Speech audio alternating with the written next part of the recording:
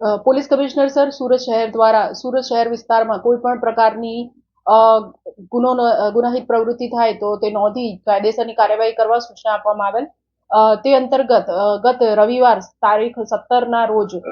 Hazira police station વિસ્તારમાં આવેલ જૂના ગામમાં ફળિયામાં જે ભાડે આપેલ એક રૂમ હતી તેમાંથી એક ઈસમની મરણ ગયેલ હાલતમાં લાશ મળી આવેલ હતી, જે દ્વારા તાત્કાલિક એડી રજીસ્ટર કરી હજીરા પોલીસ સ્ટેશન દ્વારા આગળની જે પીએમ ને વગેરે કાર્યવાહી હતી તે કરવામાં આવી. જે દરમિયાન જણાઈ આવેલ કે જે મરણ જનાર ઈસમ શેરાસિંહ હરભજનસિંહ રહેવાસી રૂમ નંબર 1 ભાવેશભાઈ પટેલની રૂમમાં ડેરી ફળ્યું તે મરણ જનાર ઈસમ છે અને તેમની સાથે તેઓના વતન પંજાબ ગુરદાસપુરથી અન્ય બે ઈસમો પણ એ જ રૂમમાં રહેતા હતા અને તેઓની શોધખોળ કરતા મળી ના આવેલ. પોલીસને શંકા ગયેલ અને જે મરણ જનાર છે તેઓનું ફોરેન્સિક પીએમ કરાવ્યા બાદ પોલીસે બીએનએસની કલમ 103 1 અને 54 હેઠળ મર્ડરનો ગુનો દાખલ કરી વધુ તપાસ હાથ ધરેલ હતી. આ તપાસની અંદર ગણતરીના દિવસોમાં હજીરા પોલીસ સ્ટેશનની પીઆઈ તથા તેમની ટીમ દ્વારા હ્યુમન ઇન્ટેલિજન્સ અને ટેકનિકલ સર્વેલન્સથી આરોપીઓને શોધી કાઢવામાં આવેલ છે અને બંને આરોપી આ કેસમાં જે મરણ જનારના રૂમમેટ હતા તેઓની સાથે છેલ્લા 3 મહિનાથી આ રૂમમાં ભાડેથી રહેતા હતા અને તેઓની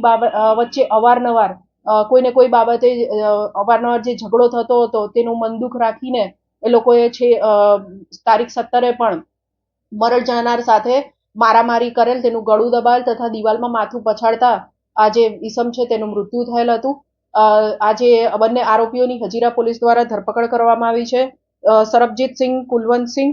ઉંમર 33 વર્ષ તથા અમરીક સિંહ સુબેકસિંહ ઉંમર 30 વર્ષ બંને મરણ જનારની સાથે આજ રૂમમાં ભાડે રહેતા હતા તથા ત્રણેય આરોપીઓ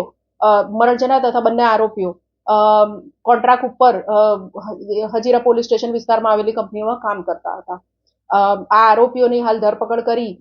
ગુનાને લગત વધુ પૂછપરછ હજીરા પોલીસ સ્ટેશન દ્વારામાં કરવામાં આવી રહી છે. કઈ વાતથી આ લોકો ઝઘડો કરતા? ત્રણેય આરોપીઓ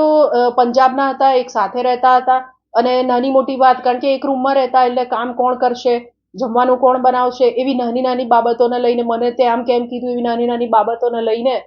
તે લોકોની વચ્ચે વિવિધ વાતે ઝઘડા થતા હતા, જે અંગે પ્રાથમિક તપાસમાં આજુબાજુના રહેવાસીઓએ પણ પોલીસને જણાવેલ.